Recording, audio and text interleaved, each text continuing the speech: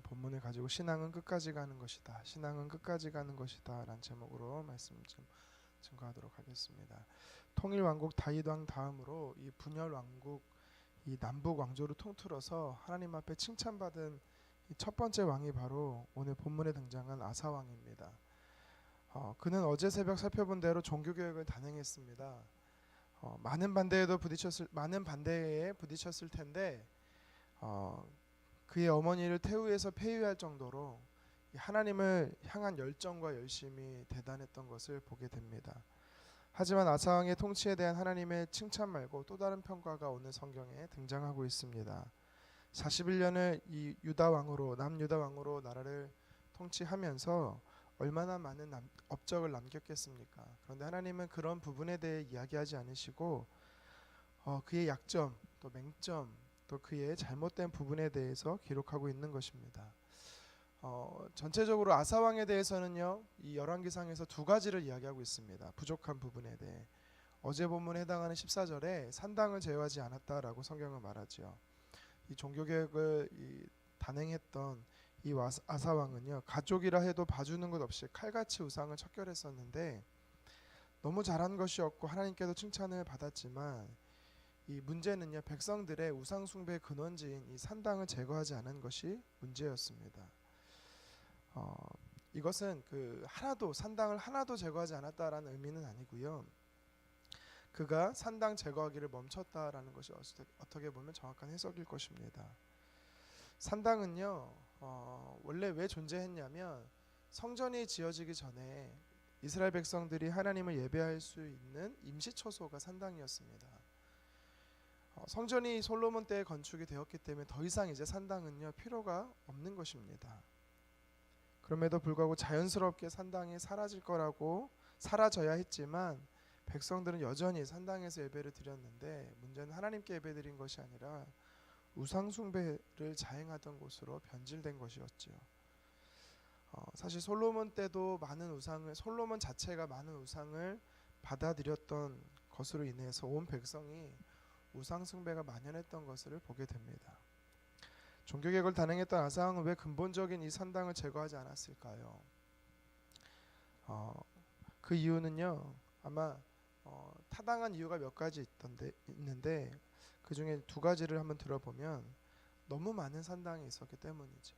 점조직처럼 작은 조직의 산당이 많았기 때문에 파악할 수조차 없었다라는 것입니다.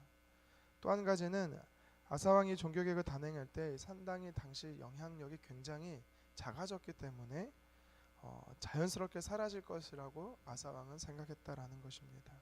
그런데 어찌됐든 간에 아사 왕은 힘이 들고 오랜 시간이 걸린다 할지라도 이 산당을 제거했어야 하는데 이 제거하는 일을 멈추지 말고 끝까지 갔어야 하는데 그는 중간에 포기했다라는 것입니다. 또 한 가지 오늘 본문에서 이 아사 왕의 이 연약한 부분에 대해 하나님께서 지적하는 것이 있습니다. 본문 18절인데요.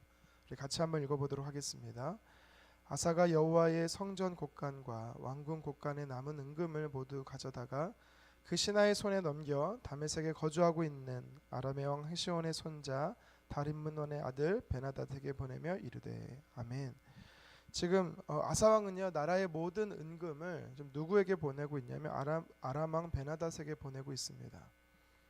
지금 아사 왕이 지금 베나닷에게 도움을 구하고 있는 것입니다.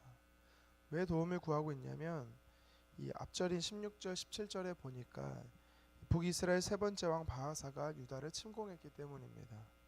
전쟁을 벌였는데 이 라마를 지었다고 해요. 라마라는 곳은 뭐냐면 이 유다 정복 전쟁의 이 전초기지로 이 높은 성읍으로 생각하시면 됩니다.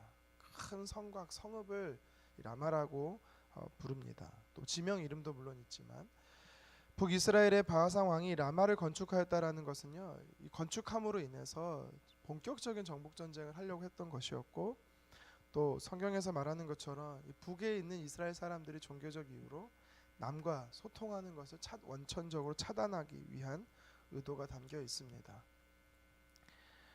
아사 왕은 바하사와의 전쟁에서 이 판도가 불리하다 생각하다 보니 어떻게 하면은 이 전쟁을 이길 수 있을까?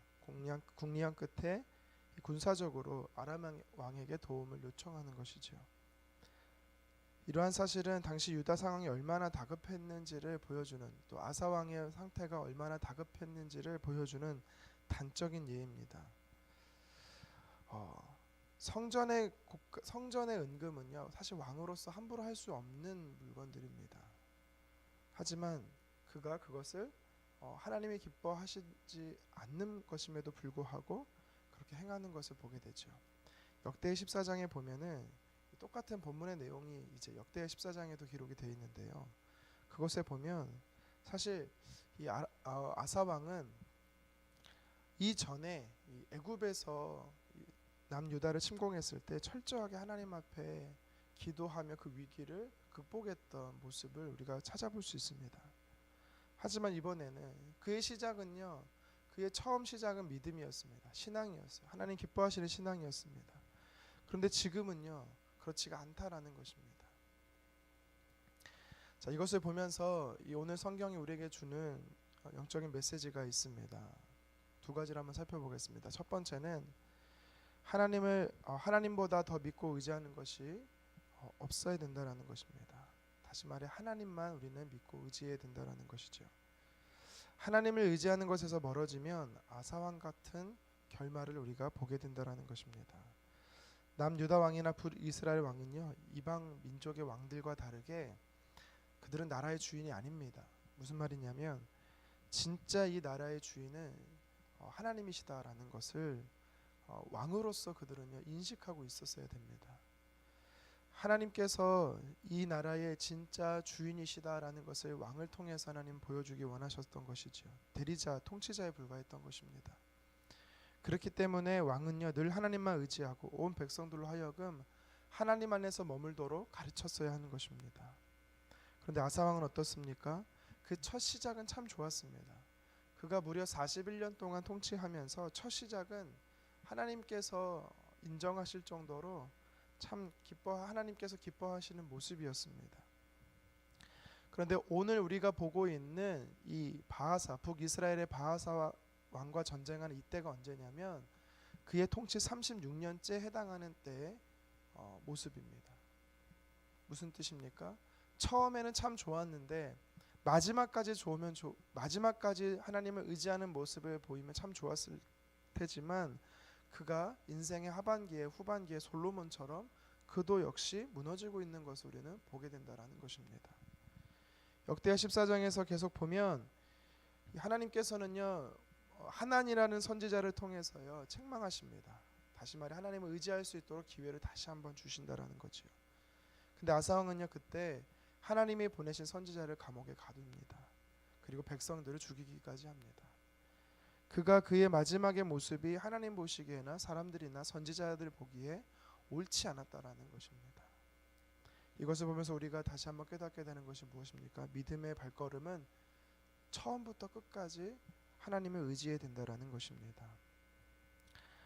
어제 본문에서 아사 왕이 진실되게 하나님을 섬겼고 하나님을 기쁘시게 해드리기 위해 종교 개혁을 단행했던 것을 우리는 살펴봤습니다. 하나님 보시기에 정말 칭찬받을 만한 모습이었죠. 그런데 어떻게 하루아침에 우리가 오늘 말씀을 보면서 180도 돌변하는 이 아사 왕의 모습을 볼 수 있게 됩니까? 그가 하나님을 의지하는 그 믿음을 그가 저버렸기 때문입니다.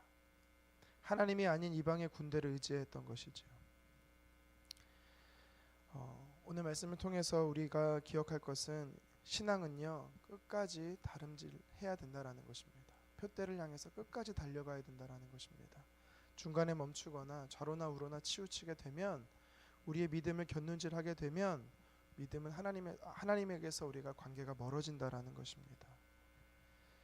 이 사실을 통해서 우리가 기억해야 됩니다. 유다 왕 아사가 저지른 가호를 이 시대를 살아가는 우리도 똑같이 범하기 쉬운 실수입니다. 우리가 위급하고 다급하고 긴급해지면 하나님을 찾기보다 사람을 찾게 되고 또 다른 인간적인 방법을 찾는 우리의 모습을 볼 수 있다라는 것입니다. 하지만 하나님께서 우리에게 도전하십니다. 하나님을 의지하기를 멈추지 말고 끝까지 하라는 것입니다.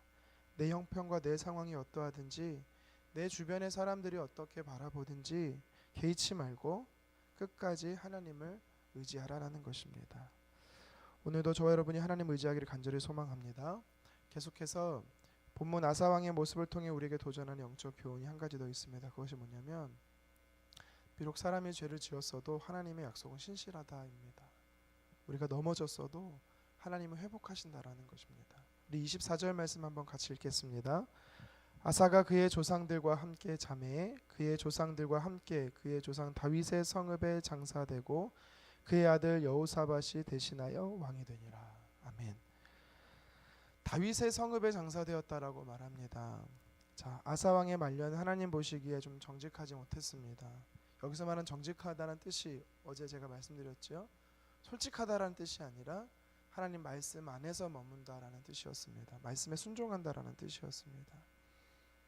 그런 분명히 그의 결말이 좋지 않았음에도 불구하고 오늘 성경은 뭐라고 말하고 있냐면 그의 조상 다윗의 성읍에 장사됐다라고 하나님의 은혜를 베푸셨다라고 이야기를 합니다. 사무엘하 7장 14절과 16절에 보면 하나님께서 다윗에게 무슨 약속을 한 가지 하시냐면 다윗의 자손이 범죄했어도 그 범죄한 것으로 인해서 징계는 하지만 그 왕위는 끝까지 지키시겠다라고 약속하십니다. 남유다 왕들이 때때로 실패하고 연약함 속에 빠지더라도 하나님께서는요 이 다윗에게 주신 약속이 있기 때문에 그 남유다 왕들은요 다 조상의 성읍에 장사되는 것을 우리가 보게 됩니다. 이 말씀을 우리에게 어떻게 적용할 수 있냐면 우리가 하나님의 자녀라고 말하지만 우리의 삶이 100% 늘 한결같이 하나님 앞 보시기에 온전합니까? 그렇지가 않지요. 하나님을 의지한다라고 말하지만 때로는 하나님이 아닌 다른 것을 의지할 때도 있고 또 하나님을 사랑한다라고 말하면서 우리가 또 죄를 짓을 때가 참 많이 있습니다. 넘어질 때와 연약한 모습이 참 많이 있다라는 것입니다. 우리도 아사왕처럼 실패할 때가 참 많다라는 것이요. 실수와 연약함으로 죄에 빠질 때가 있습니다. 이때 우리는요 하나님을 믿는 사람과 믿지 않는 사람과 내가 정말 무엇이 다를까 회의적인 마음이 들 때가 참 있습니다. 내가 이러고도 구원받은 하나님의 자녀가 맞는가 의심할 때가 많이 있습니다. 하지만 오늘 성경은 뭐라고 말하고 있습니까? 아사 왕이 다윗의 성읍에 장사되었다라고 말하는 것처럼 하나님께서는요 우리가 죄를 짓고 오늘도 넘어졌다 할지라도 하나님이 자녀 삼아 주신 것, 하나님의 구원을 허락하시는 것 절대 뺏기지 않는다라는 것을 약속하고 있는 것입니다. 하나님의 신실하심과 하나님의 성실하심과 하나님의 열심이 우리를 구원하셨기 때문인 것이지요. 구원과 영생은 사람의 행위로서 찾을 수 없는 것입니다. 이 땅의 사람들 중에 단 한 사람도 만약 자신의 행위로 구원을 찾는다라면 단 한 사람도 소망이 없는 것입니다. 하나님의 신실하심이 우리를 구원에 이르기까지 끝까지 인도하신다라는 것을 믿으시기를 바랍니다. 죄로 인해 넘어졌어도 아주 낙심하지 마시고 다시 예수님의 보혈을 의지해서 하나님께로 담대히 나아가야 되는 것입니다. 하나님은 우리의 연약함과 실수를 불구하고 구원하기로 약속하셨기 때문에 우리는 이 믿음을요 늘 소유해야 됩니다. 중간에 포기하지 말고 끝까지 주님 부르실 그때까지 이 믿음을 소유해야 되는 것입니다. 말씀을 정리합니다. 우리는 하나님을 의지하고 끝까지 신뢰하며 따라가야 될 것입니다. 다른 것으로 하나님을 대신하거나 대체해서는 안 되는 것이지요. 하나님의 자리를 다른 것으로 대신하게 되면 우리는 죄를 무분별하게 수용하게 되는 것입니다. 우리가 하나님을 의지한다고 하면서 가끔 넘어질 수 있습니다. 우리가 육신의 몸을 입고 있기 때문에 죄의 유혹에서 우리가 자유로울 수 없는 것입니다. 하지만 언약의 백성들인 우리는 절대로 구원을 빼앗길 수 없습니다. 이것은요 죄를 막 짓고 살아도 된다는 의미가 아닙니다. 우리는 신분적 의인이기 때문에 의로운 행위로서 구원을 얻는 것이 아니라 하나님 자녀이기 때문에 이제는 자녀로서의 책임감이 부여됐다라는 것입니다. 영적인 노블리스 오블리제 이 사회적 책임처럼 영적인 책임이 우리에게 주어진 것입니다. 하나님이 거룩하시기 때문에 그 거룩함을 지키며 우리는 오늘도 살아가야 되는 것이지요. 이 말씀을 기억하며 하나님을 의지하는 하루, 혹 넘어졌어도 다시 일어나는 하루 되기를 주님의 이름으로 축원합니다. 기도하겠습니다.